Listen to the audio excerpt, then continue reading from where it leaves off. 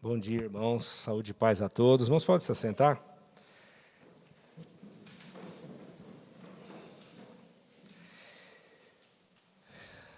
Graças a Deus por essa manhã tão gostosa, né, irmão? De inverno, esse sol bom, que veio dar uma aquecida aí no esqueleto, né?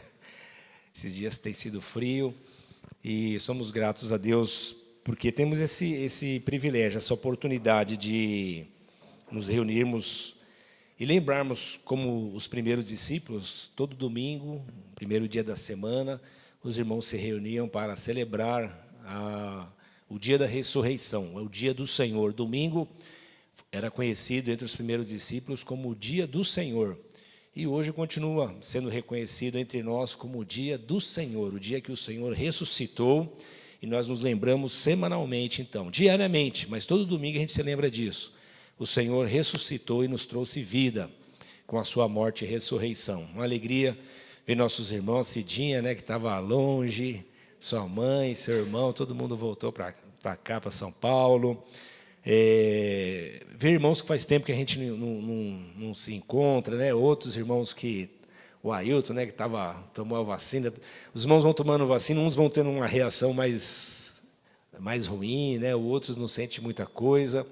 Mas fico pensando como é bom a gente saber que alguém está se sentindo mal porque tomou a vacina, né, irmãos? Melhor assim, né? Já passa e nós estamos mais próximos de encerrar essa fase tão ruim, tão chata que estamos vivendo. Eu quero orar com você, irmãos, pelos nossos irmãos, nossas famílias que estão enlutadas, né? Essa semana, nosso irmão Lucas perdeu a sua mãe, né? Continuamos orando pela Inês, que perdeu a sua irmã também. Vamos orar, irmãos. São muitas famílias que estão de luto, outros que estão lidando com medo, porque alguém está internado, outros lidando com a insegurança desse momento ainda tão terrível para todos nós. E há ainda muita tensão dentro dos lares, das casas. E vamos orar. O Senhor está cuidando de nós. Nós devemos fazer a nossa lição de casa e precisamos orar uns pelos outros. Oremos. Senhor, nós te agradecemos, Senhor, por tantos livramentos que temos visto o Senhor trazer na vida de tantas pessoas. Quantas pessoas recebemos os seus pedidos de medo, de incerteza, de insegurança, e os temos apresentado diante de Ti, Senhor. E o Senhor tem trazido salvação. E outros, Senhor, ficamos apenas com a tristeza pela perda dessas pessoas, e também com a esperança de encontrá-las novamente, aqueles que dormiram no Senhor, que descansaram no Senhor, porque receberam a sua palavra. Oramos pelas famílias, Senhor, que estão enlutadas. Nossa irmã Divone, que perdeu a sua mãe, nosso irmão Lucas, que também perdeu a sua mãe. Oramos ainda pela Inês, que perdeu a sua irmã.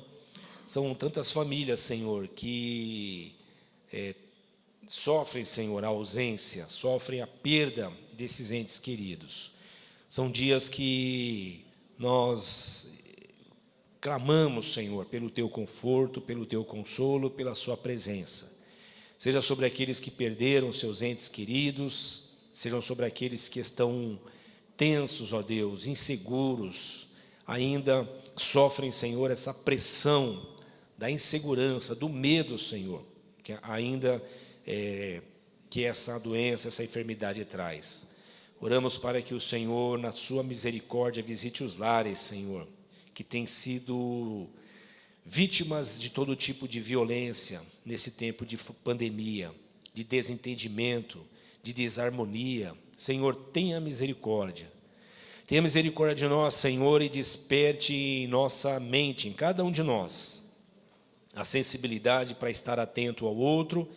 E fale, Senhor, com o Teu povo diariamente. Visite os Teus filhos, para que o Teu Espírito traga consciência e traga crescimento, para que esse tempo seja um tempo, Senhor, de crescimento nosso na família, nos relacionamentos, nas afetividades, que nós cresçamos em tudo, Senhor, nesse tempo de aflição, porque o Senhor está conosco. Nós te pedimos isso para a tua glória e em nome de Jesus. Amém.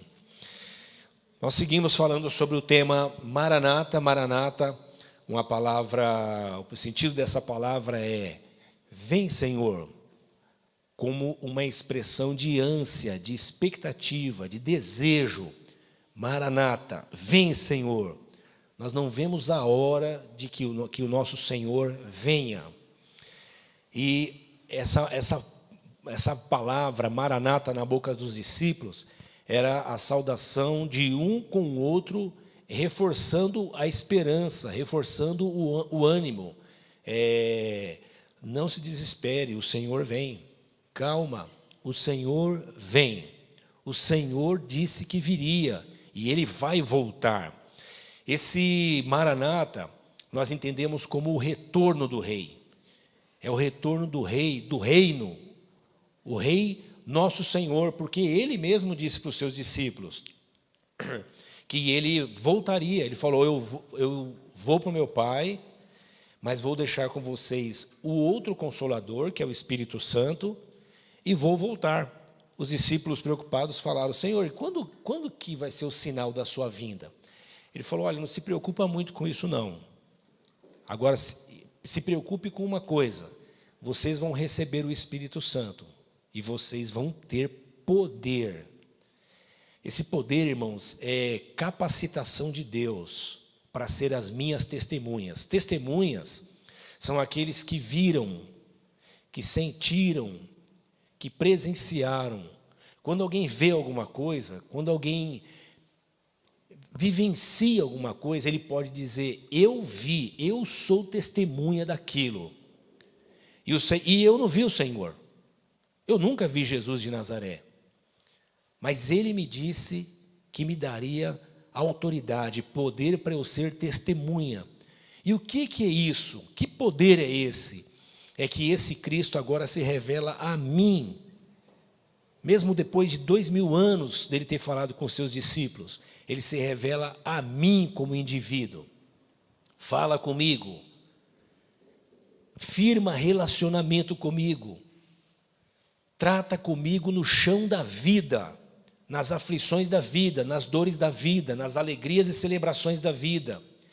E viver a realidade da vida, vivenciando o relacionamento com Jesus, é que me dá convicção de que Ele está vivo e Ele está em mim. Ele disse, eu vou dar para vocês poder e vocês vão ser as minhas testemunhas. Poder passivo e ativo, poder de experimentar a presença dEle e poder de anunciar o impacto dessa presença na minha vida. Ele disse, vocês vão orar pelos enfermos e eles vão ser curados. E não é porque vocês são bons, é porque eu estou dando poder para vocês. Vocês vão pôr a mão sobre as pessoas que estão oprimidas pelos demônios, os demônios vão embora. E não é porque vocês são bons, é porque eu dou poder para vocês. Vocês vão falar a palavra e as pessoas vão ouvir vocês. E não é porque vocês são bons, é porque eu vou dar autoridade para vocês. E toda vez que eu estou falando aqui, não é porque vocês são bons, é uma inserção minha dessa fala para a gente entender que o Senhor estava nos dizendo que a capacitação viria dEle. E Ele disse, eu vou dar poder para vocês. E eu vou voltar para buscar vocês. E então os discípulos saem pelas ruas, saudando uns aos outros. No dia de tristeza, de angústia, de incerteza, de dor, dizendo, Maranata. Os cristãos foram perseguidos, perderam suas casas, perderam seus bens, perderam patrimônio. Muitos perderam seus familiares porque foram mortos por causa do Evangelho. Eles foram duramente perseguidos. Durante muito tempo, os imperadores perseguiram os cristãos por causa do Evangelho de Jesus. E o Senhor disse para eles, eu sou com vocês, eu estarei com vocês todos os dias. E nesse tempo os discípulos então se saudavam uns aos outros, Maranata, o Senhor vem. O Senhor vem, irmãos? O Senhor vem. Mas eu ouço isso há 2000 anos. Eu não, né? Ouve-se isso há 2000 anos. Mas o apóstolo Pedro, no primeiro século, ele escreveu para os irmãos falando assim: olha, gente, tem muitas pessoas zombando do que nós dizemos. Quem escreveu foi Pedro. Tem muita gente zombando do que nós dizemos, que Jesus vem, e eles dizem assim: eu ouço meus avós falar isso, eu ouço meus pais falar isso, eu ouço isso há muito tempo. Cadê Jesus que não vem? E ele então chama-nos a atenção de que nós não desanimemos, porque os sinais do Senhor seriam visíveis. E ele começa a falar de falsos profetas, de falsos cristos, de falsos curandeiros, de falsos pregadores do evangelho, de enganadores, de homens que, por amarem a si mesmo, estariam explorando as pessoas. E ele alerta para o sinal do fim. E ele diz que finalmente, quando Jesus vier buscar o seu povo, haverá uma transformação no universo. E nós que estamos na terra experimentaremos essa transformação, porque ele diz que os elementos vão se desfazer, vai haver um processo de alteração na nossa terra, e o Senhor virá buscar o seu povo. Pedro fala disso, Paulo fala disso, João fala disso, Jesus fala disso, da sua volta. E a volta do Senhor, irmãos, é algo que tem que estar pulsando no nosso coração. É isso que nos dá alegria de continuar vivendo na terra, sabendo que temos um Deus que não nos abandonou e vem nos buscar. E a promessa de que Ele vem nos buscar não é uma coisa que só está ali e além, é sobre isso que eu quero falar hoje. Ele está também aqui e agora. É quando eu experimento a alegria do Espírito Santo hoje. Não é mais do que emoção. Eu me emociono com meu filho, eu me emociono com a minha esposa, eu me emociono com o sol, eu me emociono com a natureza, eu me emociono com a poesia, eu me emociono com a música. Mas a presença do Espírito Santo é mais do que emoção. Toca nas nossas emoções, toca na nossa mente, na nossa razão, toca dentro de nós de uma maneira tão maravilhosa, que você sente: o Senhor está comigo, o Senhor está aqui. Nós temos conversado com irmãos que estão perdendo parentes, e estão com dor pela perda, mas estão cheios de esperança, estão consolados pelo Espírito Santo. Irmãos, não tem abraço, não tem palavra, não tem nada que você possa falar para alguém que perdeu um ente querido, nada, senão está junto. Mas agora nem junto a gente pode estar, não pode abraçar, não pode beijar, não pode acalentar. Mas é agora que as pessoas estão sentindo assim: o Senhor está comigo. E isso não é para ali e além, isso é para aqui e agora. É uma presença hoje. E para entendermos melhor Maranata, hoje eu quero falar sobre isso. Maranata no conceito do aqui e agora, que é o já, e Maranata no sentido do ali e além, que é o ainda não. O reino de Deus ele é dividido entre o já e o ainda não, o aqui e agora e o ali e o além. E nós entendemos melhor o já, ou o aqui e agora do reino de Deus, quando nós lemos no Evangelho de Mateus. Abra sua Bíblia comigo, Evangelho de Mateus, capítulo 4. Jesus, ele após ser tentado no deserto, nos mostrando que ele era um ser humano como todos nós somos tentados, irmãos. E olha, Tiago diz assim: não diga por Deus eu sou tentado, porque Deus não tenta e não se deixa tentar. Quando nós somos tentados pela nossa própria cobiça. Então a tentação para nós não é uma coisa que vem de fora. Para Jesus veio de fora, mas para nós é uma coisa que está dentro da gente, irmãos. Então, eu e você somos tentados assim, porque a nossa natureza traz essa semente corrupta da tentação dentro de nós, da tendência à queda, a cobiça, seja a cobiça pelo próximo, seja a cobiça pelo que o próximo tem. É tentação. Jesus ele é tentado não por algo que há dentro dele, mas ele é tentado pelas necessidades humanas. Ele é tentado pela questão do poder, da dependência de Deus e pela necessidade que todos nós passamos, que é do alimento. Então Jesus, após ser tentado pelo diabo, ele vence a Satanás, vence ao diabo com a palavra. E Satanás conhece bem a palavra, viu, irmãos? Estejam atentos, porque Satanás conhece bem a palavra. Pedro nos ensina que nos últimos dias apareciam muitos enganadores. Cuidado com o que nós ouvimos na televisão, nas mídias. Nós estávamos tendo agora a escola bíblica dominical, às 9 horas agora, pela manhã, hoje. E uma das coisas que o irmão pastor Silvio estava dizendo era isso.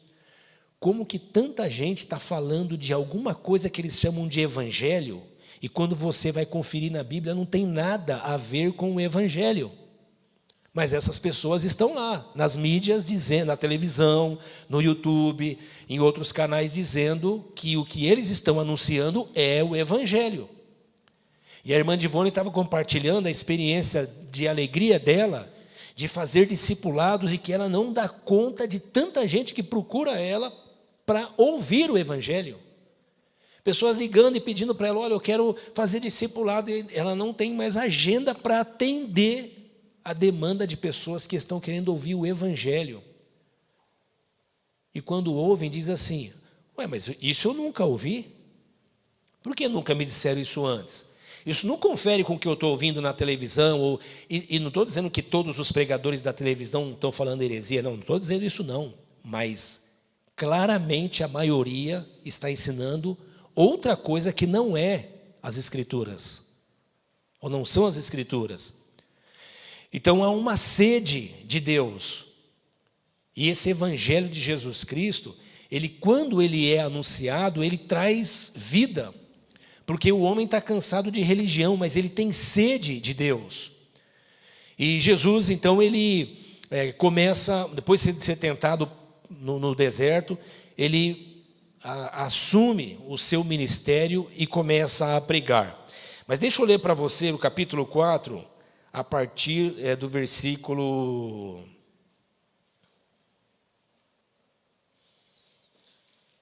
12, que diz assim, Mateus capítulo 4, versículo 12, diz assim, quando Jesus soube que João havia sido preso, voltou a Galiléia. Saindo de Nazaré, mudou-se para Cafarnaum, junto ao mar da Galiléia, na região de Zebulon e Naftali. Cumpriu-se dessa maneira o que foi dito por meio do profeta Isaías. Isaías disse assim, na terra de Zebulon e de Naftali, junto ao mar, além do Jordão, na Galiléia, onde vivem tantos gentios, o povo que vivia na escuridão viu uma grande luz. Que luz é essa? É a luz do evangelho. Aqueles que estavam em trevas, vivendo na região da Galiléia, começaram a ver a luz. Que luz? Jesus disse, eu sou a luz do mundo. E quem me ouve e me segue nunca mais andará em trevas. Então ele em seguida, ele diz assim no versículo 17, a partir de então, Jesus começou a anunciar sua mensagem. E a mensagem dele era essa, arrependam-se, pois o reino de Deus chegou. Ou o reino de Deus está próximo. O reino de Deus está vindo. Quando Jesus começa a anunciar que o reino de Deus chegou e chegou nele, ele é a expressão. Paulo escrevendo aos irmãos de Colossenses, diz que Jesus, ele é o Deus compactado num corpo de gente. Jesus, ele é a síntese de Deus. Se alguém quer ver Deus, e nós nunca o veremos, porque ele é Espírito, mas se alguém quer ver Deus, Paulo fala, olhe para Jesus de Nazaré. Lá tem alguém que é gente e é Deus. E você vê que ele é Deus pelo comportamento dele, pelo amor dele, pela sua glória, pela sua graça. E esse Jesus de Nazaré agora está anunciando, para um povo que vivia em trevas. Eles não tinham falta de luz, a falta de luz, as trevas que eles viviam era de escuridão, era de opressão. As trevas que eles viviam era de quem anda na vida sem saber o caminho certo, tentando, jogando. Quando alguém anda na vida tentando, jogando, apalpando, tateando para tentar acertar o caminho, é alguém que vive na escuridão. E é por isso que a sociedade vive como vive.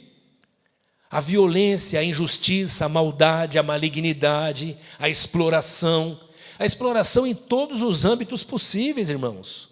É fruto de escuridão. O homem vive em escuridão. Por isso que ele busca na religião, busca na filosofia, busca na ciência, e é natural que ele busque assim. E tem mais que buscar mesmo, se está em escuridão, tem que buscar luz. Só que o homem não encontra a luz por buscá-la. A luz é que encontra o homem. E quando Jesus começa a anunciar o seu evangelho, ele diz: arrependam-se. Ele está dizendo: o jeito que vocês vivem é de quem está em escuridão. Arrependam-se. O reino de Deus chegou. Ele é a expressão do reino de Deus. Ele é a luz. Ele é que está trazendo iluminação na mente, no coração, no jeito de viver, no jeito de ser. Então, o reino de Deus, quando dizemos Maranata e pensamos no reino de Deus, dividimos ele em dois estágios. O primeiro é o aqui e agora. O reino de Deus chegou com Jesus de Nazaré. O reino de Deus se manifesta quando ele começa a nos ensinar um novo jeito de ser gente, um novo jeito de viver, um novo jeito de se relacionar com Deus. E o reino de Deus, o Maranata, nós entendemos melhor quando ele se divide também no aqui e além. Então é o aqui e agora, que nós chamamos de já, e o ali e além, quando nós falamos do ainda não. É um reino que começa aqui e agora, mas ele não é pleno ainda. Porque no aqui e agora, o reino de Deus acontece na consciência daqueles que vão ouvindo a sua voz, daqueles que ele vai chamando. A pergunta é: o reino de Deus chegou aí? O reino de Deus chegou aqui? O reino de Deus trouxe luz na minha vida? Nós não devemos confundir evangelho com religião. Não confunda evangelho de Jesus Cristo com cristianismo. O cristianismo, em suas várias modalidades, mata, destrói, faz guerra, solta bombas, tira vidas e usa o nome de Deus para dizer que faz isso em nome de Deus. O evangelho de Jesus é que traz vida e luz a nós, traz libertação. Então é o aqui e agora, mas não plenamente. E por que não plenamente? Porque o reino dele será pleno ali e além. Lá no Apocalipse, no capítulo 11, quando é anunciado o toque das trombetas, a última trombeta, a sétima trombeta, Apocalipse capítulo 11, você que gostaria de entender um pouquinho melhor o Apocalipse, nas quartas-feiras nós começamos quarta-feira passada uma conversa sobre escatologia.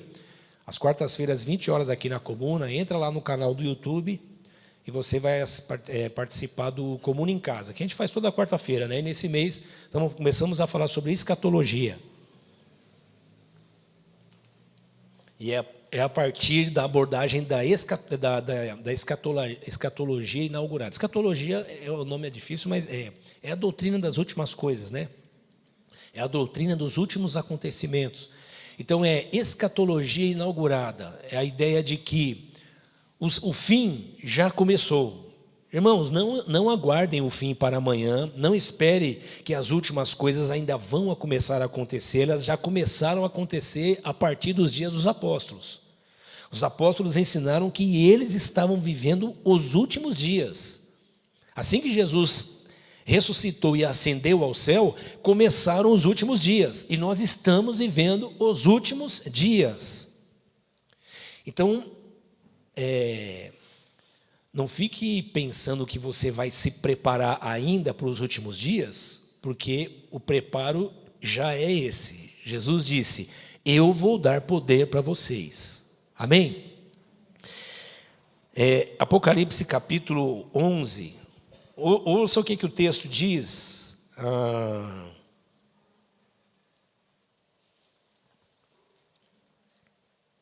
No versículo...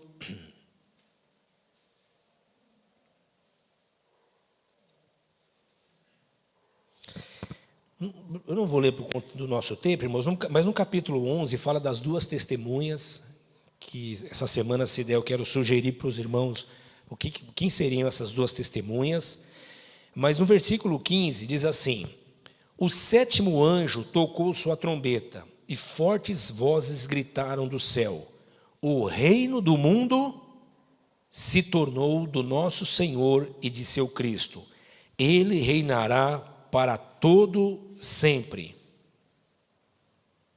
Os 24 anciãos que estavam sentados em seus tronos diante de Deus se prostraram com o rosto em terra e adoraram o Senhor, dizendo: nós te agradecemos, Senhor Deus Todo-Poderoso, que era, pois agora assumiste o teu grande poder e começaste a reinar. As nações se enfureceram, mas agora chegou o tempo da tua ira. É tempo de julgar os mortos e de recompensar teus servos, os profetas, assim como o teu povo santo, e todos que temem o teu nome, desde os pequenos até os grandes. É tempo de destruir todos que causaram destruição à terra. Então, Apocalipse 11 nos fala do que eu estou chamando aqui de ainda não. Se lá em Mateus capítulo 4, o reino de Deus é o já, é o aqui e agora, mas não é um reino pleno, porque esse reino está acontecendo aqui e agora, apenas na consciência, na mente daqueles que receberam a luz do Evangelho. Em Apocalipse 11, nós aprendemos João dizendo que quando tocou a trombeta, uma voz saiu do céu, dizendo: o reino desse mundo. O reino desse mundo é de quem, irmãos? Que Jesus mesmo disse. Quem está reinando nesse mundo? O diabo. João nos ensina que o príncipe desse mundo é Satanás. Jesus diz que o mundo está debaixo, o Senhor nos ensinou que o mundo está debaixo do governo do maligno. Então, quem reina no mundo é o maligno. Quem reina na humanidade é o maligno. O reino de Deus, que nós chamamos de aqui e agora, é aquele que acontece na minha consciência, na tua consciência. E acontece na minha consciência, mas às vezes não acontece na consciência do meu vizinho, porque o meu vizinho ainda está em trevas. E a diferença é que o jeito de eu viver é um jeito diferente do jeito dele viver. Porque quem está em trevas continua produzindo injustiça. O Paulo nos ensina que o reino de Deus é alegria, justiça e paz no Espírito. Então, quem não vive o reino de Deus produz guerra, tristeza e injustiça. Se eu só vivo em guerra e produzindo guerra, se eu só produzo injustiça e eu só trago tristeza, é porque o reino de Deus ainda não chegou em mim. Mas se o reino de Deus chegou em mim, mesmo eu vivendo as dificuldades da vida, mesmo eu lidando com as dificuldades da vida, esse reino de Deus em mim produz paz, produz justiça e produz alegria. Então, o reino de Deus é aqui e agora na minha consciência. E será pleno ali e além, como diz aqui o João no Apocalipse, quando tocar a última trombeta. E uma voz vai dizer: o reino desse mundo, que quem reina agora é o diabo, passou. E agora o governo desse mundo é de Deus e do seu Cristo. Então o reino que hoje é só na minha consciência e é na sua consciência, amanhã vai encher toda a terra. Vai ser sobre toda a terra. E virá o juízo sobre todos os homens, todos os que morreram, todos os vivos e os mortos. E o juízo será sobre tudo o que o homem fez, toda a destruição que ele trouxe sobre a terra. E quando a Bíblia fala de terra, irmãos, é a terra física e a humanidade.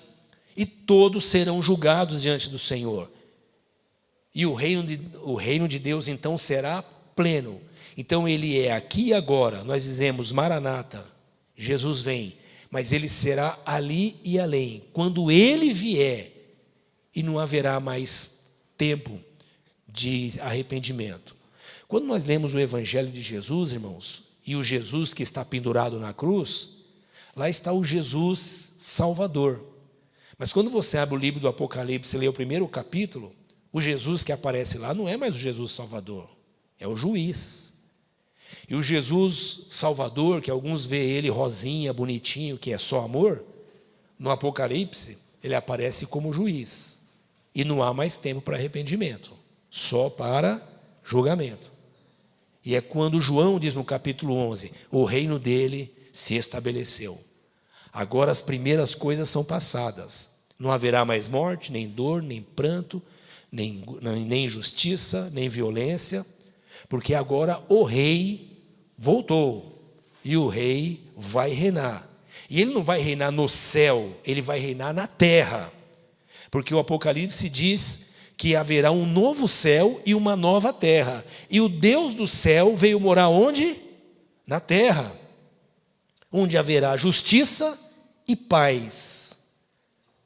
O reino de Deus será pleno. É o que nós chamamos hoje de ali e além. Quando será? Eu não sei. Mas quando eu leio a Bíblia, todos os sinais me dizem, Moisés, ele está chegando. Continue esperando, ele está chegando. E se ele chegar hoje, eu estou pronto. E eu não estou pronto porque eu sou bom. Eu estou pronto porque ele me disse que daria poder. Não há poder em mim mesmo. Não há santidade em mim porque eu produzi ela.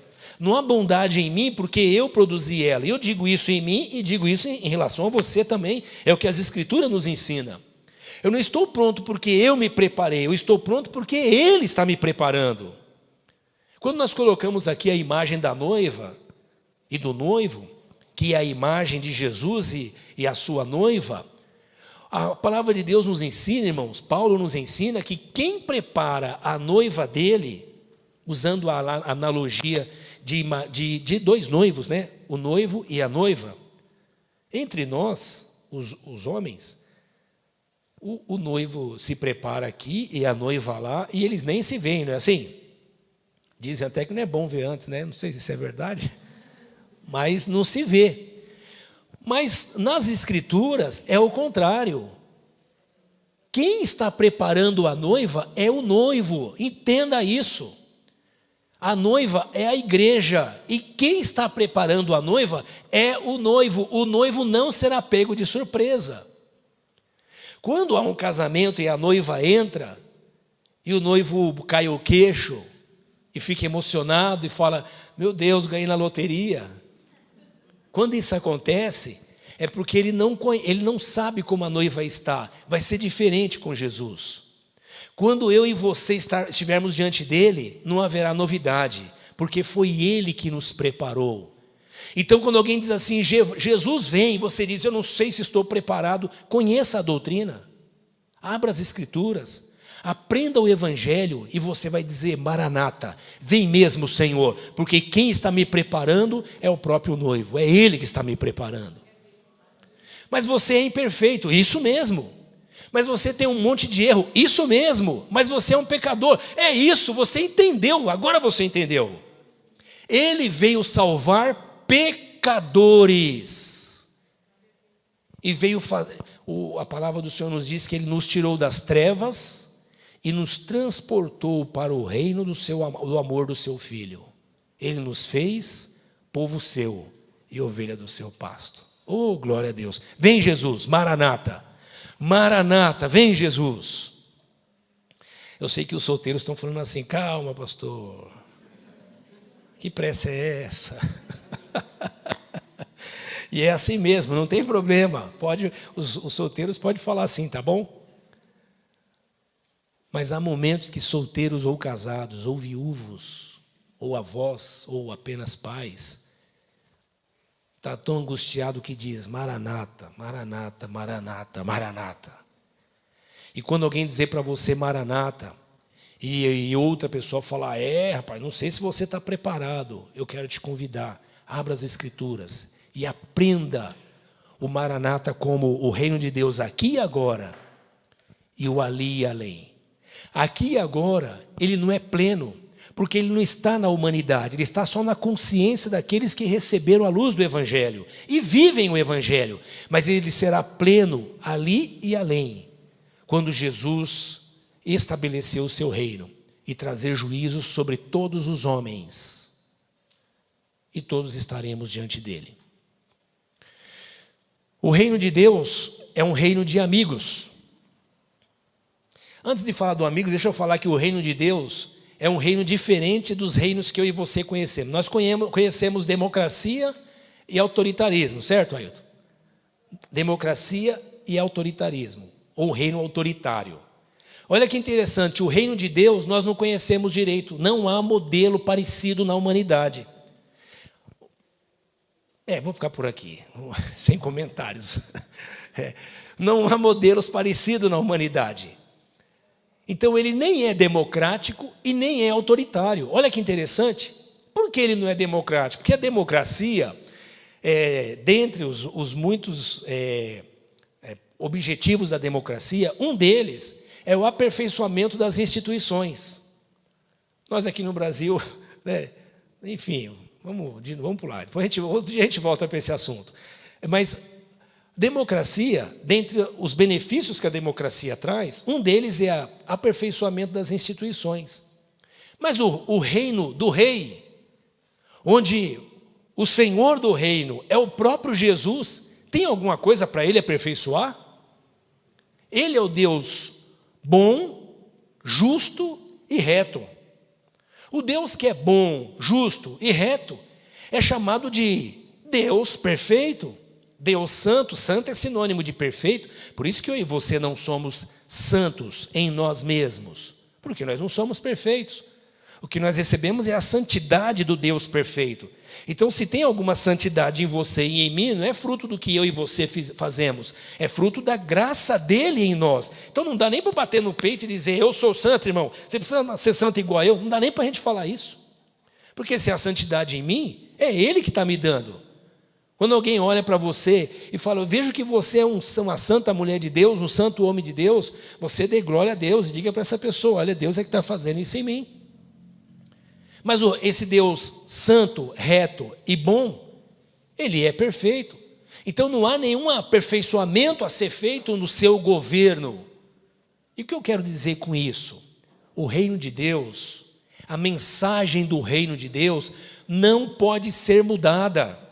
Não é democrático. Deus não pergunta para mim e para você o que você acha. Hoje eu vejo muito isso, irmão. O pessoal inventando novos jeitos de ser igreja, novos jeitos de ser crente, novos jeitos de adorar a Deus, novos jeitos de... Não temos autorização para isso. Não há democracia no reino de Deus. Ele não está te perguntando, nem a mim, o que você acha, Moisés, com a sua sabedoria toda? O que eu posso fazer para melhorar a minha igreja? Ah, Deus, a gente podia criar uns negócios novos, a igreja precisa de uns... Eu fiz uns cursos aí, de gestão empresarial, e tem umas dicas bacanas para a sua igreja. Para ajudar a instituição, legal. Para organizar a instituição, legal. Mas a instituição é isso, é só uma organização. Quando falamos de igreja, nós estamos falando de organismo. Nós estamos falando de alguma coisa orgânica. É gente ligada em gente que está ligada em Jesus Cristo. Essa gente nós chamamos de noiva e Jesus Cristo nós chamamos de noivo. Na noiva ninguém mexe, só o noivo. Deus não dá autorização para ninguém criar novas maneiras de ser igreja. Deus não dá autorização para ninguém criar novas doutrinas, novos ensinos.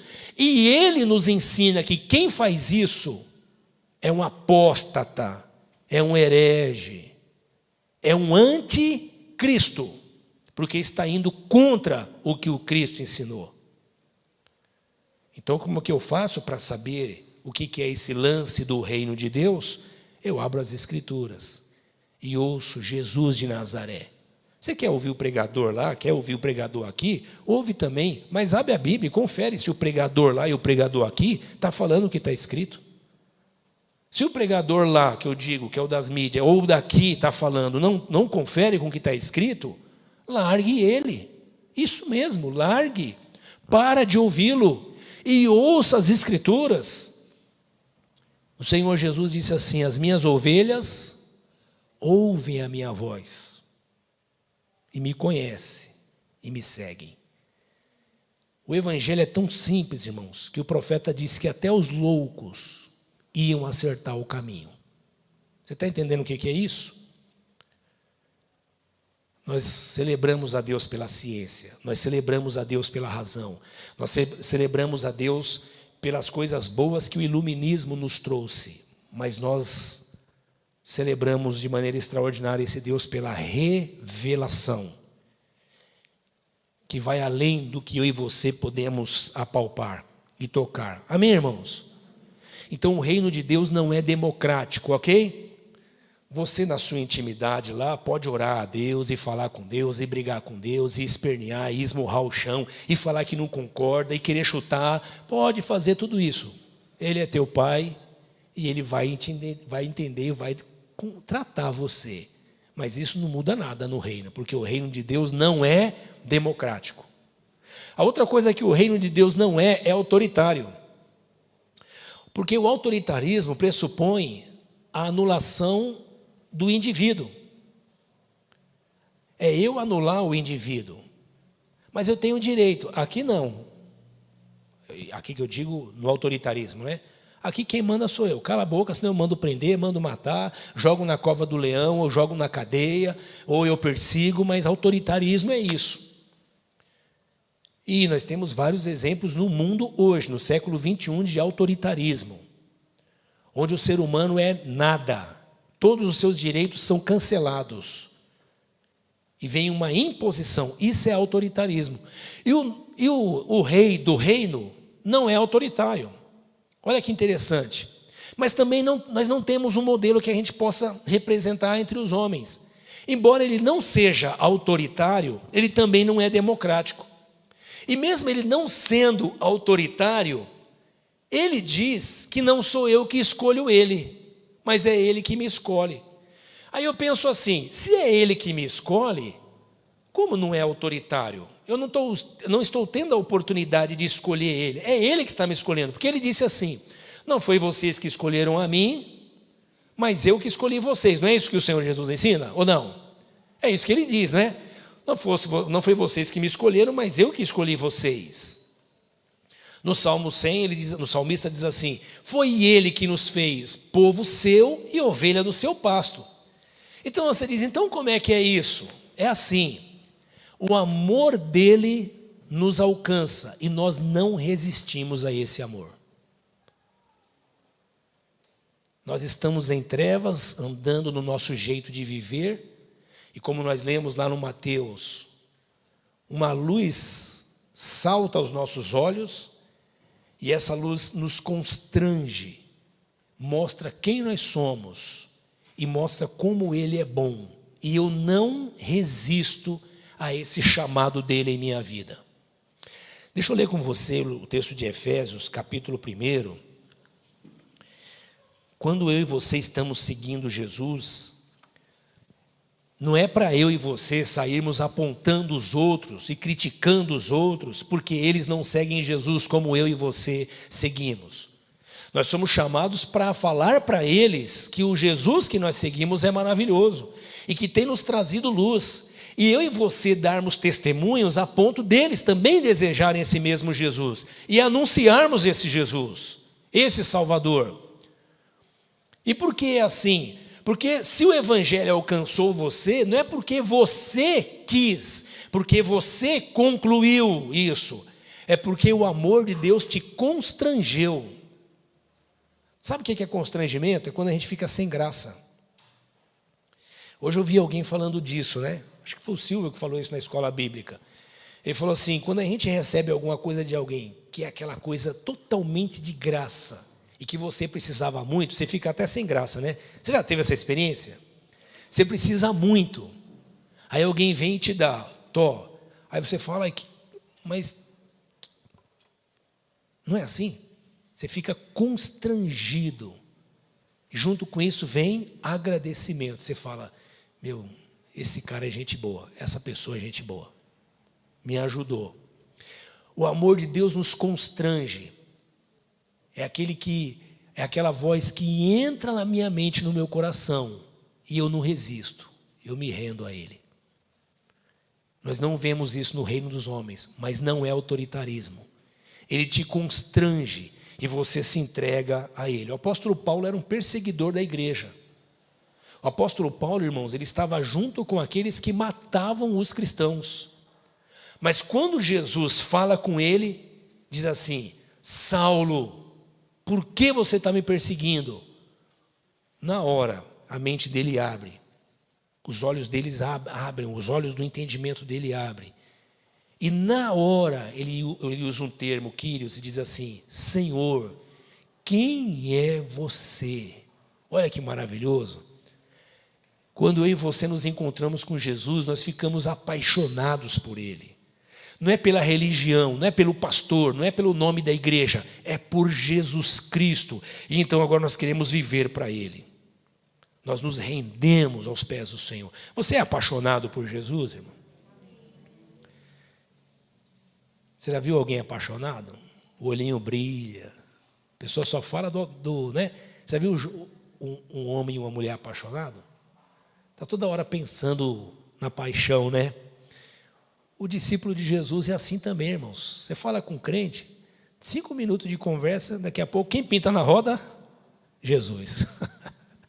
É no almoço, é na janta, é no café, é no esporte, é no futebol, em qualquer lugar.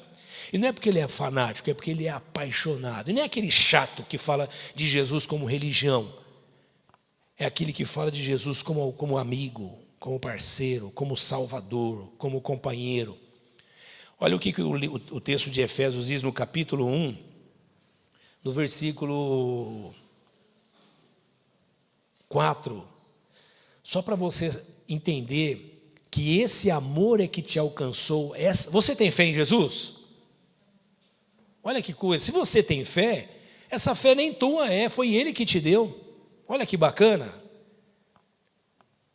Ele é que colocou fé no seu coração, diz assim o versículo 4. Mesmo antes de criar o mundo, Deus nos amou e nos escolheu em Cristo, para sermos santos e sem culpa diante dEle. Quem está em Cristo não é mais culpado. Eu não tenho mais culpa. E claro que se eu fizer besteira, eu vou colher os frutos da besteira que eu fiz. Mas diante de Deus eu fui justificado. Paulo fala, portanto agora nenhuma condenação há para os que estão em Cristo Jesus. Versículo 5, Ele nos predestinou para si. Predestinou para si Ele separou para si. Ele nos predestinou para si, para nos adotar como filhos por meio de Jesus Cristo, conforme o bom propósito da sua vontade. Ele diz isso, que ele fez isso antes da fundação do mundo. O Senhor nos separou para si. Nos separou quem? A sua igreja. Então, o reino de Deus, que nós chamamos de aqui e agora, e ali e além, começou na verdade na eternidade, quando o Senhor começou a separar para si aqueles que Ele vai chamando e dando fé, e revelando o seu amor, e revelando o seu reino. Esse reino, irmãos, é um reino de amigos. O reino de Deus é um reino de amigos. É um reino de amigos que andam juntos.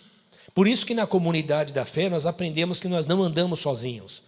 O discípulo de Jesus, irmãos, não anda sozinho. No reino de Deus não tem espaço para estrela. No reino de Deus não tem espaço para estrela. Na comunidade da fé não tem estrela. Ninguém tem carreira solo. Só há uma estrela, que é Jesus, e nós só andamos em comunidade. Onde tiver 2 ou 3 reunidos, o Senhor está lá. Eu e você estamos falando de Jesus, o Senhor está lá.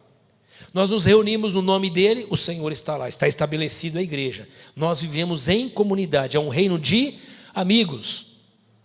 Embora o Senhor desse reino nos chamou e nos fez seu povo, sua igreja, a outra analogia que o próprio Jesus nos ensina é essa: no reino do rei, quem experimenta o reino é chamado de súdito, mas no reino de Jesus nós somos chamados de amigos.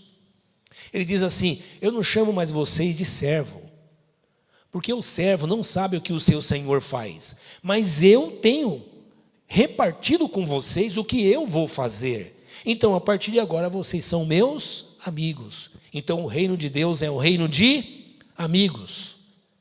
É uma comunidade de amigos que andam vivendo, experimentando esse reino em si mesmo e interferindo no entorno onde eles vivem.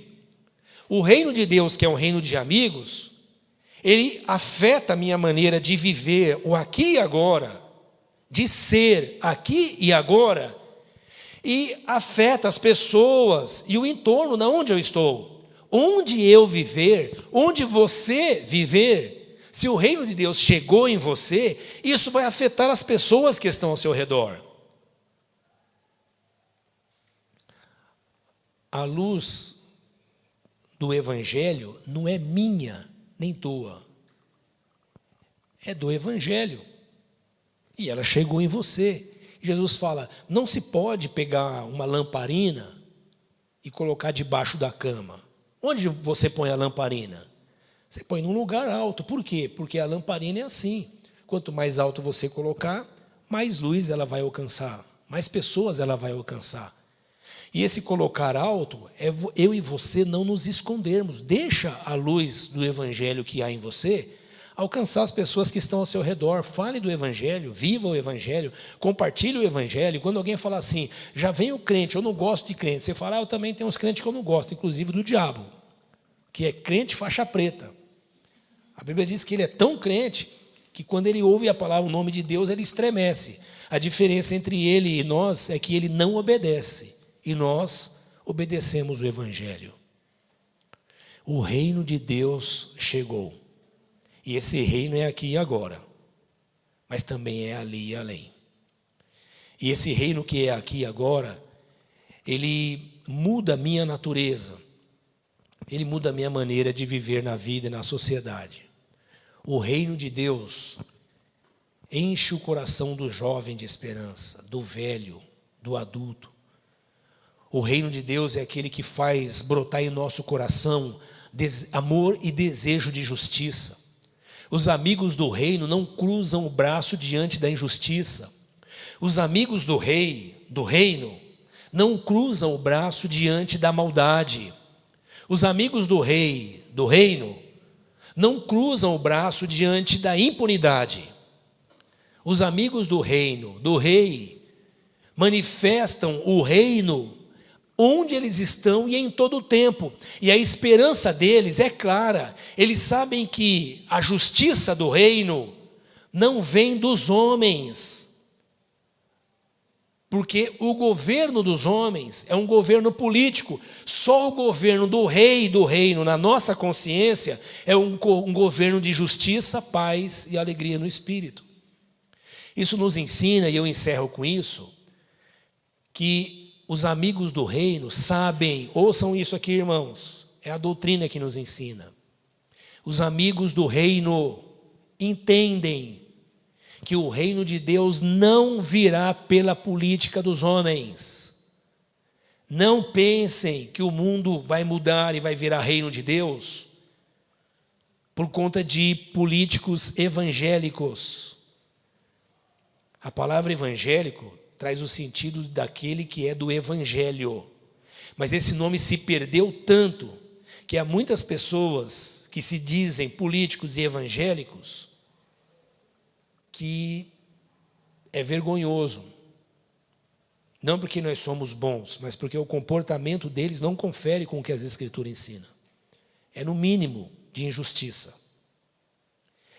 Mas ainda assim nós entendemos, os amigos do reino, do rei, entendem que o reino de Deus se manifesta através do meu comportamento. E sim, usa também o sistema político que nós temos. Mas aí não é a ideia de que eu vou eleger políticos evangélicos. É aí a ideia de que eu vou eleger pessoas que mostram de alguma maneira o comportamento do reino, ou a justiça do reino, ou comportamentos que nos trazem a sensação de que alguma justiça pode ser feita. Os amigos do reino não lutam pela política partidária. Os amigos do reino fazem a política do reino a partir do lugar onde ele está. E se precisar, ele vai para Brasília para protestar. E com isso eu gostaria de trazer de maneira bem prática e fechando esse assunto que eu falo hoje. Semana que vem a gente continua. Mas é que os discípulos de Jesus entendem que o reino de Deus, a esperança do reino de Deus não está em políticas de homens, não está na política dos homens, está naquilo que eu posso fazer aqui e agora. Mas também não se exime da consciência e da responsabilidade, que nós precisamos jogar a luz do Evangelho sobre os políticos antes de elegê-los e acompanhá-los em todo o processo. Isso fala de consciência cidadã, consciência de quem vive o reino de Deus, aqui e agora, mas também sabe que tem responsabilidade na nossa sociedade. Amém, irmãos? O Senhor nos abençoe, o Senhor nos guarde, o Senhor nos faça viver o reino de Deus a partir das nossas casas. Deixa o reino de Deus chegar na sua casa, no seu relacionamento com a sua esposa, com o seu filho, com seus animais, seus pets, com a sua família. Deixa o reino de Deus se manifestar onde você está, no seu trabalho, na escola, lá na internet, onde eu e você navegamos, ou nas salas secretas, criptografadas, que ninguém entra, só você, as pessoas que estão lá e o rei do reino, que mesmo sem ser convidado, está em todas as salas com mensagens criptografadas. Amém, irmãos?